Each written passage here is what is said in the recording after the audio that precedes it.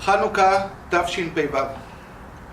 נס חנוכה היה בזמן בית שני, בשנת 3622 למנייננו. בתקופה זו צריך להבין, כולם מכירים את הנס הגדול שהיה בחנוכה, המכבים נלחמו ביוונים, מצאו את פח השמן והדליקו את המנורה של בית המקדש בחצר בית המקדש. וצריך להבין למה מדליקים נר חנוכה. לכאורה היה יותר מתאים לעשות מצעד צבאי, להראות את הניצחון הגדול שהיה למכבים על היוונים. ודבר שני, למה נעשה בכלל נס פח השמן? למה היה צריך אותו, את נס פח השמן? אז צריך להתחיל מבראשית. פסוק הראשון שבתורה, בראשית ברא אלוקים את השמיים ואת הארץ, והארץ הייתה תוהו ובוהו וחושך על פני תהום, ורוח אלוקים מרחפת על פני המים.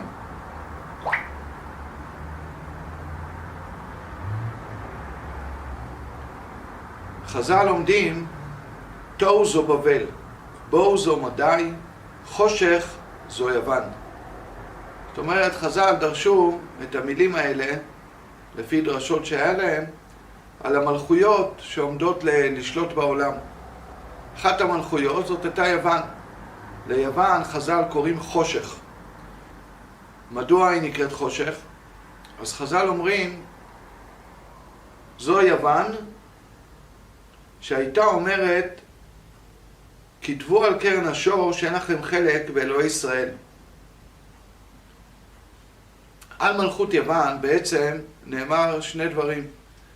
מצד אחד בחז"ל מוזכרת יוון בתור חושך, חושך זה יוון, ומצד שני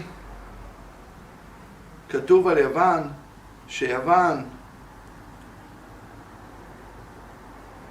נוגה סביב לה, זו יוון. כשאנחנו מדברים על מלכות יוון, בעצם אנחנו מתכוונים לתרבות יוון. לא ליוונים עצמם שהיו ביוון, אלא תרבות יוון ששלטה. מהי בעצם תרבות יוון? תרבות יוון התחילה מזה שאלכסנדר מוקדון כבש בערך חצי עולם, ושהוא הגיע לארץ ישראל יחד עם הצבא שלו, יצאו לקראתו משלחת של יהודים. משלחת היהודים שיצאו לקראתו וקיבלו את פניו.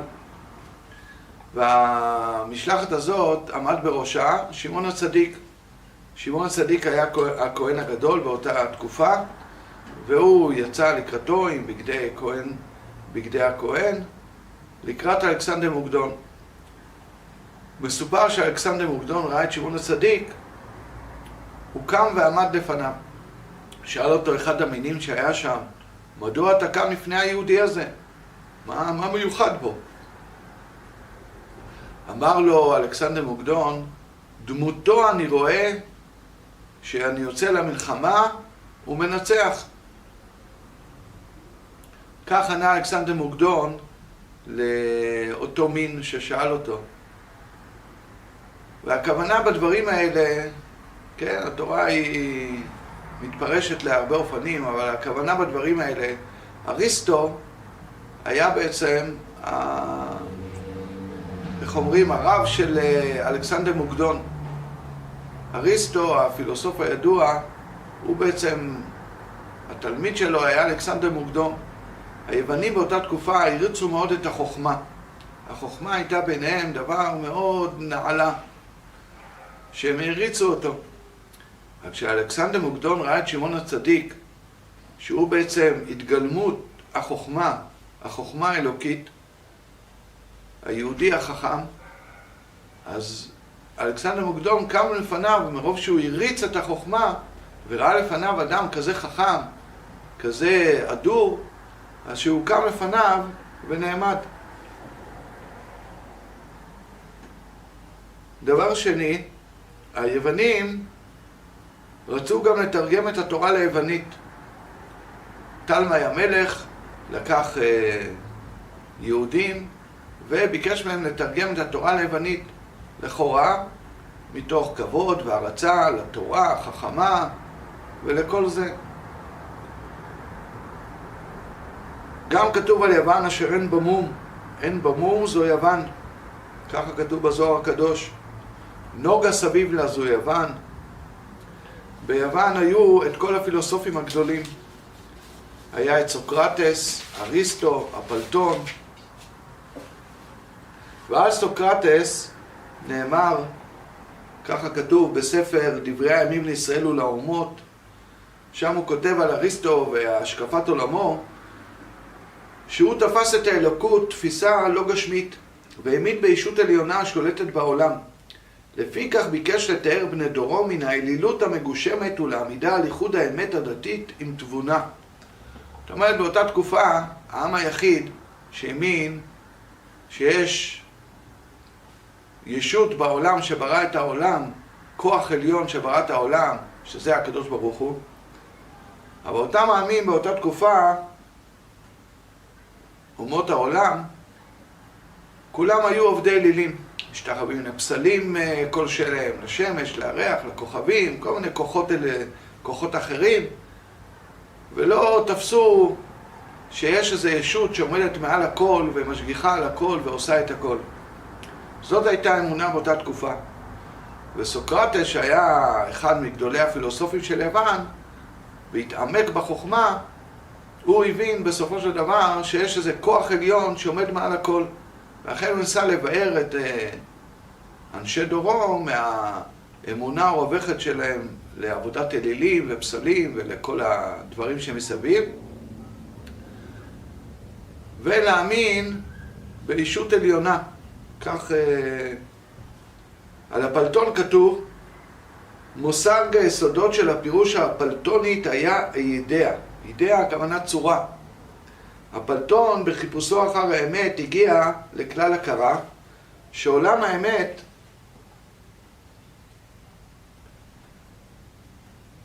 קיים רק בתחום שהוא למעלה מחושי האדם. שם קיימות האידאות. האידאה העליונה היא האידאה של הטוב, הזך, וייחודו של אדם שיש בו נשמה, שקיומה נפרד מן הגוף, שמתקיימת גם לאחר מות הגוף. על אריסטו כתוב שבסוף ימיו היה מושפע מאוד משמעון הצדיק. הוא כותב בספריו, כך שמעתי משמעוני, מה שהשיבני השמעוני. ובסוף ימיו הוא חזר בו במרבית דבריו, והתחזקה בו האמונה גם כן בהשם. לא שאנחנו באים ללמוד עכשיו מכל הפילוסופים היוונים את האמונה בהשם, ושצריך להאמין בהשם וכל הדברים האלה. רק באים להראות פה את היוונים שבעצם העריצו את החוכמה. העריצו את החוכמה והגיעו להשגות, כן, יחסית לאומות העולם, השגות גבוהות. אנחנו שיש לנו את התורה האלוקית, ואנחנו יודעים את הדברים האלה, ויש לנו את מה שידוע לנו, שאנחנו מאמינים מאברהם, יצחק ויעקב, אנחנו לא צריכים את כל זה. אבל רק להראות, אנחנו באים להראות פה רק את הצד שיוון בעצם שאפה כל כך לחוכמה. אז מכל הדברים האלה אנחנו רואים שיש הרבה דברים שנאמרו על יוון. בהתחלה אלכסנדר מוקדון העריץ את שמעון הצדיק, רצו לתרגם את התורה ליוונית, כל הפילוסופים הגדולים הגיעו להשגות גדולות בחוכמה. הכוזרי אומר שבעצם כל החוכמה הזאת של היוונים, מאיפה היא הגיעה? כך כתוב בספר הכוזרי, מחוכמת שלמה המלך. שלמה המלך שהיה החכם באדם, והוא כתב ספרים, והספרים האלה הגיעו בהתחלה למלכות פרס, אחרי זה ליוון, ומשם בעצם הם שאבו את רוב החוכמה שלהם, גם היוונים, משם שאבו את החוכמה הזאת. זאת אומרת, המקור שלהם, השורש הדבר בעצם, נשען על המקורות של התורה, שמשם הם שאבו את החוכמה שהייתה להם. אבל רבי יהודה הלוי כותב על יוון, אשר פרח לה הוא פרי עין. מה הכוונה אשר פרח לה הוא פרי עין? פרח לה, הכוונה, הפרח נראה מאוד יפה בחיצוניות שלו, מאוד יפה, בצבעים שונים, בצורות שונות, יש לו יופי חיצוני.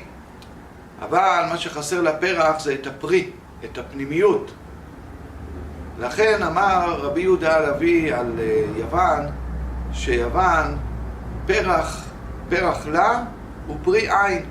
זאת אומרת, החוכמה היוונית הייתה חוכמה חיצונית.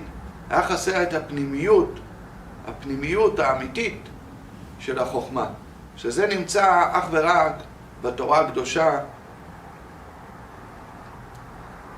אם נסתכל, הרבה המצאות שבעולם, כן, תחילת ההמצאות הייתה על ידי מוח יהודי. למשל, כמה דוגמאות, ארץ למשל שהיה יהודי, הוא חקר את העברת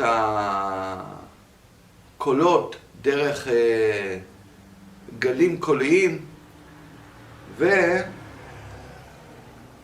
ובסופו של דבר מי שהמציא את האלחוט זה היה מרקיני האיטלקי. לילנטל, שהוא חקר את לחץ האוויר, איך הוא מרים דברים, בעצם אווירודינמיקה, אבל בסופו של דבר מי שפיתחו את המטוסים היו האחים רייט מארצות הברית. מוריס שוורץ, שגם היה יהודי, והוא הגה את הרעיון של ספינת האוויר, ובסופו של דבר מי שבנו את הספינה היו האחים צ'פלין. זאת אומרת, רואים שהמוח היהודי הוא מוח שנכנס לפנימיות הדבר והוגה את הרעיונות ואת הדברים. אבל בסופו של דבר למעשה מי שמוצאים את הדברים לפועל אלה אומות העולם.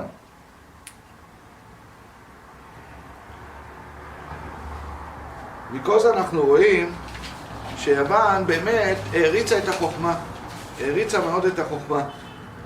אבל בסופו של דבר, מרוב הערצה את החוכמה, קרה בעצם הדבר ההפוך. אין גיבור מתקנא אלא בגיבור כמותו. זאת אומרת, יוון שהעריצה את החוכמה, ראתה בסופו של דבר שהחוכמה האמיתית נמצאת אצל עם ישראל, ואז היא התחילה לקנא בעם ישראל. לקנא בעם ישראל, ובעצם יוון, מה שהיא רצתה לעשות, היא רצתה בעצם להשתלט על התורה, להשתלט על התורה ולשלוט בחוכמה. ועל ידי כך, כן, שהיא תרגמה את התורה ליוונית, אז היא רצתה על ידי כך שהתורה כבר תהפוך להיות בשפה היוונית, הם כבר יקחו את התורה אליה, תרגמו אותה כמו שהם רוצים, ויכניסו את הפילוסופיה שלהם לתוך התורה עם הפירושים שלהם, עם ההסברים שלהם, עם כל הפילוסופיה שלהם שתיכנס לתוך התורה. בעצם בתרבות יוון היה שני אסכולות. אסכולה אחת זה היה תרבות אתונה ותרבות ספרטה. שני אסכולות. תרבות ספרטה היא בעצם העריצה את הגופניות, את הספורט, הדברים האלה. ותרבות אתונה, לא שהיא לא העריצה גם את כל העניינים האלה, אבל יותר את העניינים של החוכמה והפילוסופיה וכל הדברים האלה. אלה היו שני אסכולות שהיו נמצאים בתוך יוון, תרבות אתונה ותרבות ספרטה. תרבות ספרטה, ואז היוונים בארץ ישראל שרצו בעצם להשתלט בעצם על החוכמה של התורה ולעקור את עם ישראל מהתורה עצמה. אז מה הם התחילו לעשות? התחילו להחדיר בעם ישראל, התחילו לבנות פה תיאטראות, קרקסאות, לייצר כל מיני מופעים, משחקים, כל מיני דברים, כך כתוב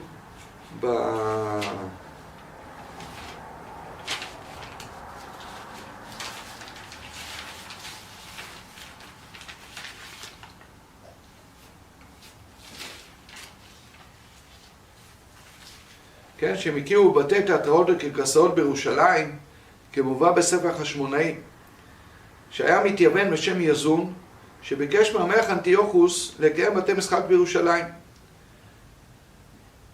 וכתוב שם, וגם הכהנים עזבו את עבודת המזבח ואת הקורבנות, ויבוזו את הקודש, ויחפזו ללכת לבתי המשחק להתפתל ולהתנגח בחנית ורומח, ולשחוק בשחוק ככדורים, ויחשבו את דרכי אבותם נבל וריק, וינסו ואללו את דרכי היוונים.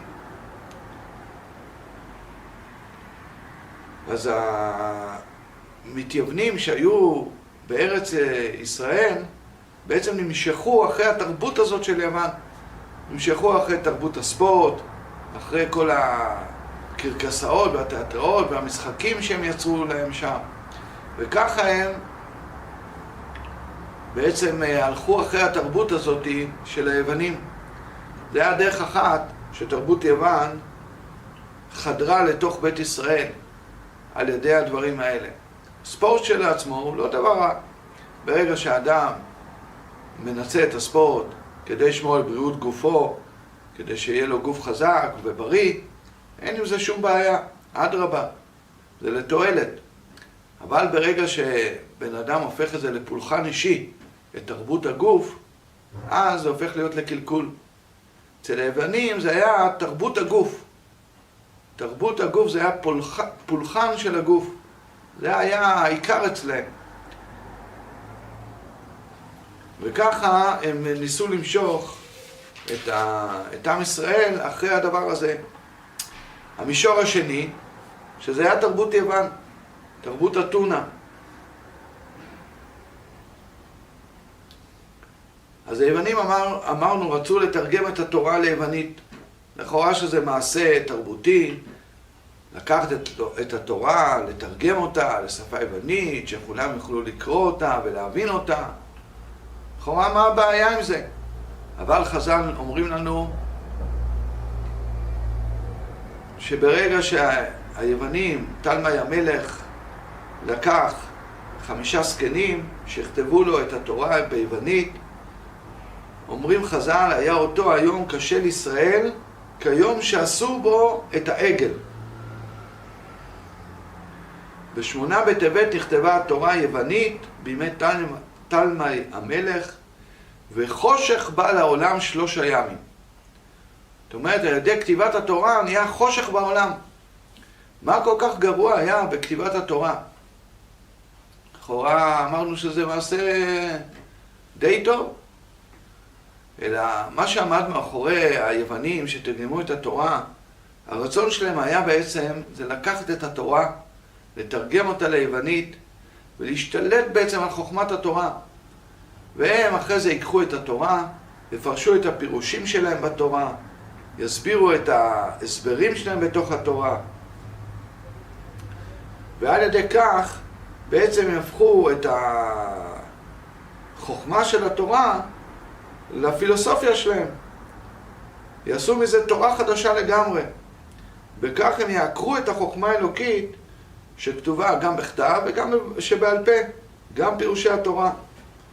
הרי הרמב"ן אומר בהקדמתו לספר בראשית שהתורה הקדושה נכתבה בלשון הקודש. כל אות ותג הם בעצם מרמזים על משהו ודורשים כל אות וכל תג שבתורה. ואם התורה הזאת, הרי השם ברא את העולם, הסתכל, הקדוש ברוך הוא באורייתא וברא עלמא. והתורה הזאת היא תורה אלוקית. ברגע שהם מתרגמים את התורה לשפה אחרת, כל המשמעות של התורה מאבדת את כל הטעם. זה נהיה כבר דבר חיצוני. כל הפנימיות של התורה היא נעלמת. ויש לזה 2 דוגמאות פשוטות. 2 דוגמאות פשוטות. למשל מהלשון, הלשון של התורה. ניקח למשל דרשה של הזוהר שכתוב בתורה.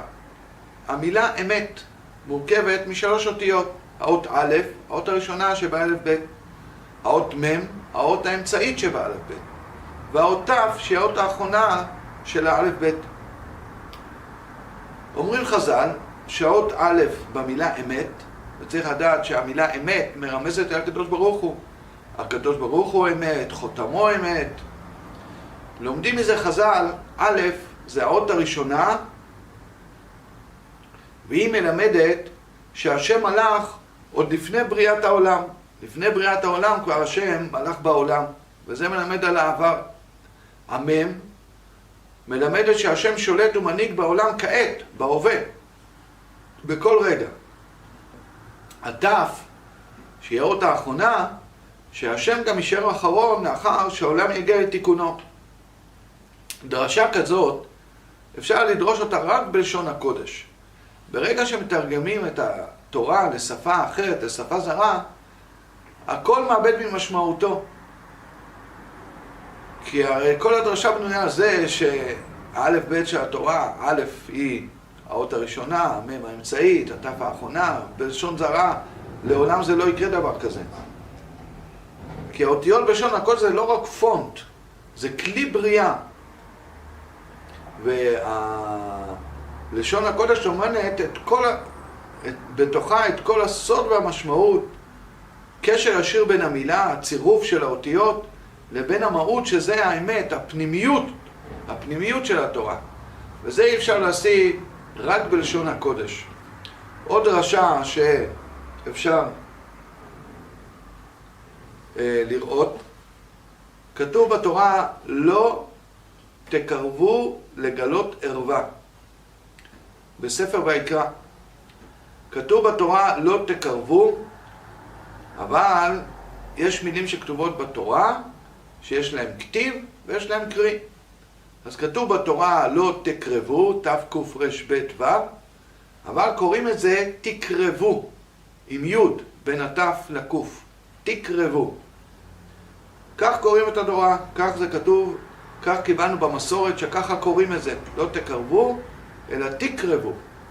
מה זה משנה אם קוראים את זה עם י', בלי י'? כאשר כתוב בלי י', הכוונה לאיסור המעשה. לא תקרבו לגלות ערווה. לעשות מעשה של ערווה. דהיינו שאדם אסור לו להיות עם אחת מהערבות שאסורות עליו, אחותו, אמא שלו, כל אחת מהזין ערבות. אבל אם כתוב, כן, אז זה לגבי האיסור מעשה עצמו, שאסור לעשות מעשה בפועל של ערווה. אבל השון תקרבו לגלות ערווה, זה אומר אפילו לא תתקרבו לדבר שהוא ערווה. מה הכוונה תתקרבו? אפילו לא חיבוק, אפילו לא נישוק, אפילו דברים שהם לא ערווה ממש, אלא הם דברים שהם קרובים לערווה, כמו חיבוק, נישוק, ליטוף, גם הם אסורים.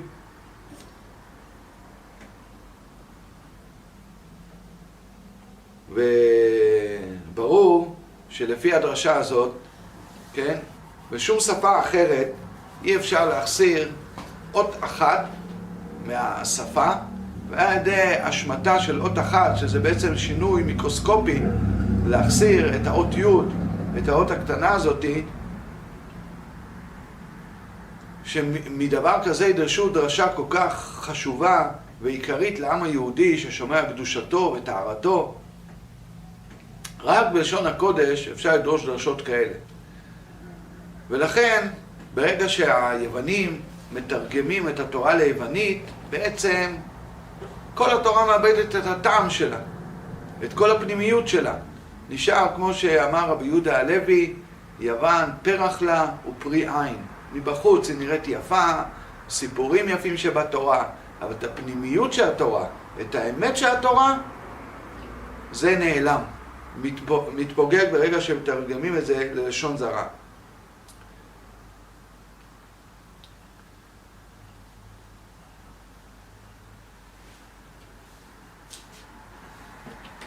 אז אם ככה, היוונים ניסו בשני מישורים להרחיק את עם ישראל מהתורה והמצוות, ובעצם לנחס לעצמם, לקחת לעצמם את התורה ואת המצוות לעצמם.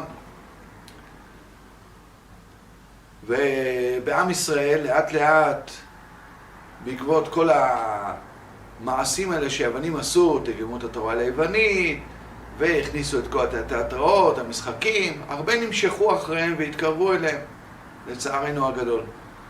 ואז לכאורה, בהיגיון הפשוט היה צריך לקרות דבר כזה, שברגע שעם ישראל מתקרב ליוונים, לומד מהתרבות שלהם, לומד מהמעשים שלהם, מתקרב אליהם, הופך להיות כמותם, היה צריך להיות שהיוונים יקבלו אותם עכשיו בזרועות פתוחות והתחברו ביחד. אבל בדיוק קרה דבר הפוך. היוונים התחילו לגזור גזרות על היהודים. לא לשמור שבת, לא לעשות ברית מילה, ראש חודש, טבילה במקווה, ללמוד תורה. היוונים התחילו לגזור גזרות על היהודים. למה זה? לכאורה זה הפוך מההיגיון. אז על זה שמעתי בעבר הסבר מהרב יעקב אדלשטיין, זכר צדיק לברכה. בזמנו ככה הוא הסביר למה בעצם התחילה האינתיפאדה. הרי בעבר היינו הולכים, קונים במקומות כמו עזה, ג'נין, רמאללה, כל המקומות שכם, כל המקומות האלה יהודים היו הולכים, קונים מהם סחורה, כן? בלי שום פגע, בלי שום דבר רע שקורה להם. מדי פעם תמיד היה, כן, מעשים לא שכיחים, אבל במהלך החיים הרגיל אנשים היו הולכים וקונים שם בלי שום בעיה. איך הדבר הזה פתאום השתנה, שהתחילה האינתיפאדה, כבר לא נכנסים לכל המקומות האלה, היום בכלל עוד יותר גרוע, מישהו שייכנס היום לעזה ורפיח, עושה את עצמו, לא יודע מה. מסביר הרב יעקב אדלשטיין דבר כזה. עם ישראל, הקדוש ברוך הוא בירך את אברהם, יצחק ויעקב. את אברהם, כך כתוב במדרש, השם בירך, והיה זרעך ככל הארץ. את יצחק הוא בירך שיהיה ככוכבי השמיים. ואת יעקב הוא בירך שיהיה כעפר הארץ. למה זה השתנה? פעם אחת לאברהם ככל הארץ, ליעקב, ליצחק ככוכבי השמיים, ליעקב כעפר הארץ. מה זה השינוי הזה? אז כתוב במדרש חול, שלוקחים גרגירי חול, מרימים חול, ונשפך מהיד, כל גרגיר נשפך בפני עצמו. אין אף פעם חיבור בין גרגיר לגרגיר. כל גרגיר תמיד עומד בפני עצמו. אין שום חיבור ביניהם. הם לא יכולים להתחבר ביניהם. כל גרגיר עומד בפני עצמו. לאברהם היה שני בנים. היה לו את יצחק וישמעאל. הם היו הזרע של יעקב. היה עוד אחרי זה מהגר, בני קטורה. אבל הברכה, מה שהשם אמר לאברהם, שזרעו יהיה כמו חול. זאת אומרת, אף פעם הם לא התחברו. יצחק וישמעאל לעולם לא התחברו אחד לשני. ליצחק היה שני בנים, את עשיו ויעקב. השם ברך אותו, יהיו ככוכבי השמיים. שני כוכבים, אם הם מתקרבים אחד לשני, מתנגשים אחד בשני, נהיה פיצוץ. לא נשאר שום דבר. זה מה שהשם אמר על יצחק, שהזרע שלו לעולם לא יתחברו אחד לשני, כמו שני כוכבים, שאם הם נפגשים אחד עם השני, נהיה פיצוץ, נהיה מלחמה. וליעקב, שיצאו ממנו 12 שבטים, השם אמר לו שיהיה זרעך כעפר הארץ. ממנו יצאו 12 שבטים, יצא עם ישראל כעפר. עפר זה גוש אחד, חתיכה אחת. הכל מחובר, הכל זה דבר אחד.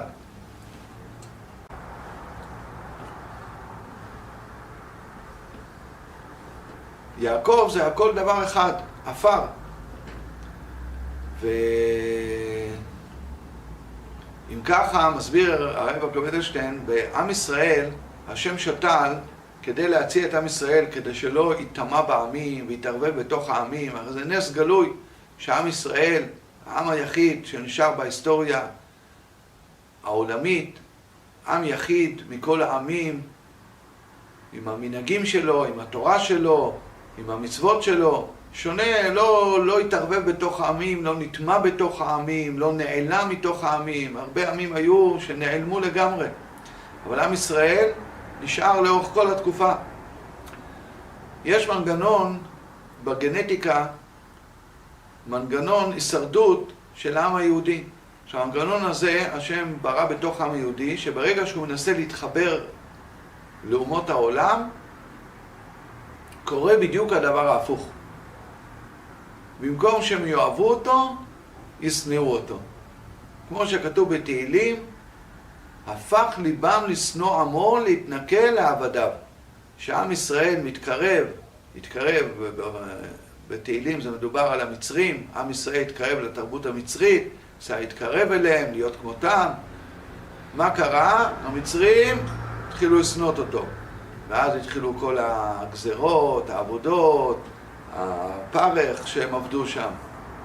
זה מנגנון שהשם יצא בתוך העם היהודי, וזה טמון בברכה שאמרנו מקודם. שהשם אמר לאברהם שזרעו יהיה כחול, אף פעם לא התחבר. היהודים לא יכולים להתחבר עם ישמעאל. ליצחק, הוא אמר לו ככוכבי השמיים, ישראל, היהודים לעולם התחברו עם אדום. היהודים יכולים להתחבר רק ביניהם. וברגע שהם מנסים להתחבר לאחד עמים אחרים, נהיה פיצוץ. במקום לאהוב אותם, זה הופך להיות לשנאה כלפיהם. כך הרב הקודש הסביר לפי זה את האינתיפאדה באותם שנים לפני שהתחילה האינתיפאדה. משרד החינוך החליט שנעשה קירוב בין היהודים לערבים שגרים בארץ. יש פה שני עמים, ערבים, יהודים שגרים פה, כדי לשמור על השלום. אז אנחנו ניקח משלחות מבתי ספר יהודים שייסעו לבתי ספר הערבים, יתארחו אצלם, ילמדו איך הם חיים, איך הם מתנהגים, ילמדו מהתרבות שלהם, ולהפך הערבים יבואו ליהודים וילמדו מהם. וככה משרד החינוך חשב, לכאורה מחשבה מאוד הגיונית, לקרב בין הערבים ליהודים שיחיו פה בשלום. אבל מה קרה? קרה בדיוק ההפך. במקום שבאמת התקרבו אחד לשני, נהיה פיצוץ. ואז התחילה האינתיפאדה. ולמה זה קרה? כמו שאמרנו, זה מנגנון מיוחד בגנטיקה של היהודים. ברגע שמנסים להתחבר עם עם אחר, נהיה פיצוץ. במקום לאהוב אותם, הם שונאים אותם. ולכן, כך הסביר הרב יעקב אדלשטיין זצ"ל, בעקבות זה התחילה האינתיפאדה עד היום שממשיכה. אז היוונים, נחזור למה שדיברנו, אז היוונים, כן, למרות שבאותה תקופה היוונים הרי ניסו להכניס את התרבות שלהם לתוך עם ישראל, תרבות ספרטה, תרבות אתונה, את המשחקי כוח, את התראות, קרקסאות, ואת התרבות היוונית של אתונה, את הפילוסופיה שלהם, את הגנתו היוונית, והיהודים התחילו להתקרב אליהם, ובמקום שיהיו ביחד, נהיה פיצוץ.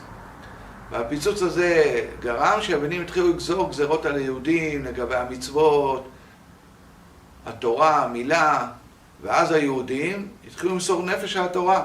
התחילו למסור נפש על התורה, לקיים את כל המצוות. יש הרבה סיפורים בחז"ל על המסירות נפש לקיום המצוות. לא נאריך בכל המעשים שהיו. ובעקבות זה, בעקבות כל הגזרות האלה, היהודים בעצם התחילו להתקרב יותר להשם. מסרו את נפשם על הדברים האלה. ואז השם שראה את צרת היהודים וכל מה שקורה להם, שלח את חשמונאי עם הבנים שלו, והם בעצם יצאו ונלחמו נגד כל הגזרות שגזרו היוונים על עם ישראל, נלחמו איתם, גירשו אותם מארץ ישראל, ונכנסו לבית המקדש, מצאו את פח השמן הטהור, והדליקו את הנרות שבבית המקדש, את המנורה שבבית המקדש. חז"ל, שמדברים על חנוכה, הגמרא באה ושואלת, מהי חנוכה? מה זה חנוכה? זאת אומרת, מה הטעם שגברו את חג חנוכה? אומרת הגמרא, כשנכנסו היוונים להיכל, טימאו את השמנים שבהיכל. וכשגברו בית חשמונאי וניצחו, בדקו ולא מצאו, אלא פח שמן אחד, שהיה מונח בחותמו של הכהן הגדול. ולא היה בו להדליק אלא יום אחד, ונעשה בו נס, והדליקו ממנו 8 ימים. אז עיקר הנס שמציינים אותו חז"ל הוא פח השמן. חז"ל לא מציינים מהי חנוכה. המכבים ניצחו את היוונים, היו... למה זה? למה הם מציינים דווקא את נס פח השמן ולא את המלחמות שנחמו ביוונים? המהר"ל מפראג מסביר הסבר אחד, שהחשמונאים באמת במסירות נפש נלחמו ביוונים וסילקו אותם מארץ ישראל, ועשו את זה גם מתוך מניעים כאילו רוחניים. מתתיהו והבנים שלו היו צדיקים גדולים, והם גירשו את היוונים מפה כדי שעם ישראל יוכל לחזור לתורה ולמצוות. אבל עם ישראל יכל לטעות ולחשוב זה היה נס שהוא נס נסתר. יכולים לחשוב שמה שהם ניצחו את המלחמה בזכות הגבורה שלהם, הטקטיקות שהם נקטו, כל מיני טקטיקות קרביות ודברים כאלה, ולהגיד הנה למה ניצחנו במלחמה? בזכות הצבא שלנו, בזכות הטקטיקות, השכל שלנו, בזכות זה ניצחנו את המלחמה. הנס היה נסתר. אז הקדוש ברוך הוא הביא פה נס שהוא נס גלוי. מצאו פח שמן, שהפח שמן הזה היה מספיק רק ליום אחד, והדליקו את המנורה, והמנורה דלקה ל8 ימים. זה היה נס גלוי. הנס הגלוי הזה בעצם לימד גם על הנס הנסתר שניצחו את היוונים. שבעצם מה שניצח את היוונים זה כי הקדוש ברוך הוא עזר להם. ובלי העזרה של הקדוש ברוך הוא ובלי עשייתא דשמיא לא היו מנצחים את היוונים. לכן הנס הגלוי הזה של מציאת פח השמן שדלק 8 ימים, הוא מגלה לנו על הנס הנסתר של המלחמה ביוונים, שגם זה היה בעצם נס, ולא בזכות איזו טקטיקה או צבא חזק או כלי נשק מיוחדים. כך מסביר המהר"ל מפראג. הסבר אחר, שבעצם הקדמנו שהיוונים בעצם רצו להשתלט על התורה, על חוכמת התורה. המלחמה עם יוון הייתה בעצם מלחמה במישור הרוחני, שהיוונים רצו לקחת את התורה מעם ישראל, להכניס את הפילוסופיה שלהם לתוך התורה, ולעקור את חוכמת התורה. לכן היוונים גם טימאו את כל השמנים בבית המקדש. כי הרי המנורה בבית המקדש, כתוב כל הרוצה להחכים ידרים. כי המנורה הייתה נמצאת בדרום. לכן כל הרוצה להחכים ילך לדרום. המנורה שהייתה נמצאת בדרום, המנורה מסמלת את אור התורה. דרך המנורה שהייתה דואגת בבית המקדש, חוכמת התורה הייתה יורדת בשפע דרך מעשה הדלקת המנורה. האור נמשל התורה כי נר מצווה ותורה אור. האור שמפיצה המנורה, אור התורה. השמן גם כן. השמן שבו היו מדליקים את המנורה, היה שמן שהיה זך כתית. זאת אומרת, היו לוקחים את הזית שהיה נמצא בראש האילן, סוחטים ממנו את הטיפה הראשונה שיוצאת ממנו, שהיא הכי זכה, הכי טהורה, וממנה היו מכינים את השמן למנורה שמדליקה את בית המקדש.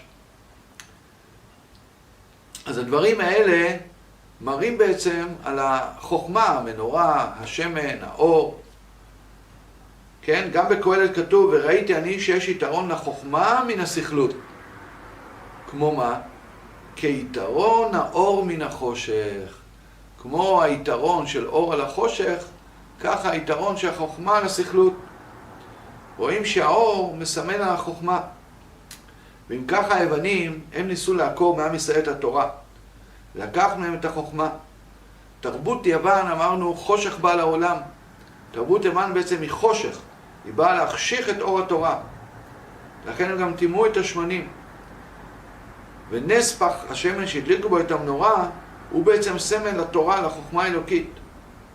מזה שהתחזקו בני ישראל מכל הגזרות שנגזרו עליהם, והתקרבו להשם, והתפללו, והתחזקו יותר, מסרו נפשם על המצוות, ואז הקדוש ברוך הוא עזר להם, שאר את החשמונאים, החשמונאים, זה מסומל על ידי מציאת פח השמן הטהור, שנעשה בו נס, והוא דלק 8 ימים.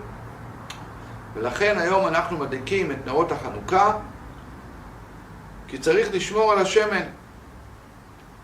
מה הכוונה על השמן? כי צריך לשמור, כן, כמו שהשמן היה, השמן שממנו היו מדליקים את המנורה בבית המקדש, היה שמן כתית, נקי, טהור, בלי שום לכלוך, בלי שום דבר מעורבב איתו. ככה עם ישראל צריך לשמור על עצמו, לא להתערבב, לא להכניס לעצמו כל מיני תרבויות זרות, כל מיני רעיונות שונים. אנחנו, עם ישראל, כתוב בתורה, כי היא חוכמתכם ובינתכם לעיני כל העמים. התורה היא החוכמה והבינה שלנו לעיני כל העמים. לא צריכים יותר מזה, זה החוכמה האלוקית. עם התורה הזאת, הכתוב הוא ברא את העולם, השתעשע איתה עוד לפני בריאת העולם. אין דבר יותר מהתורה. לא צריכים שום דבר אחר. כל הדברים האחרים חיצוניים. כל מה שאנחנו צריכים נמצא בתוך התורה עצמה. לכן אנחנו מדליקים בחנוכה את החנוכיה, להראות את אור התורה, עם שמן שהוא זך, כתית, טהור, להראות שאנחנו צריכים להיות טהורים, קדושים. כן, ונלמד גם אנחנו מעבר, שבו נעשה נס חנוכה, בעבר נעשה נס חנוכה, כן? זה היה לפני 1000 שנים, אבל גם היום נעשים ניסים לעם ישראל מכל עבר. לא צריך כאילו להרבות כל אחד רואה כבר היום בעיניים שלו את כל הניסים שנעשו לעם ישראל, עם כל ההתקפות שהיו על עם ישראל מכל הכיוונים, מאיראן, מהחיזבאללה, מתימן, מעזה, מהשטחים, מכל מקום. בסופו של דבר, בניסי ניסים, הפגיעות הן מועטות בקרב עם ישראל, ממש מועטות. אז בחג החנוכה אנחנו מספרים את הניסים והנפלאות לא רק על הנס שנעשה כבר לפני 1000 שנה. אפשר גם לשבת, לא רק אפשר, זה מצווה גם לשבת לספר כל אחד את הניסים הפרטיים שלו בחנוכה. את הנס שנעשה לו, כל אחד, לא חסר היום, כל אחד מעם ישראל שיושבים, מדליקים את הנרות ביחד, כל המשפחה בבית, אין איזה משפחה שלא נעשה לה איזה נס בתקופה האחרונה, לספר את הניסים האלה שקרו להם, ולחיות את הנס הזה, ולהדגיש.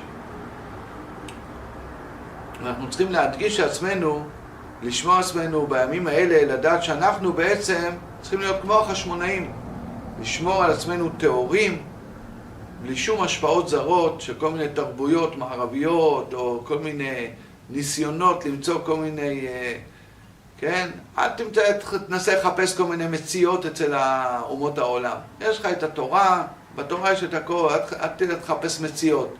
מציאות, אין מציאות בעולם. כל החוכמות שלהם הם או ששאובים מהתורה, או שהם דברים חיצוניים. האמת האמיתית, התורה, היא נמצאת אך ורק בתורה שבה אנחנו צריכים להידבק.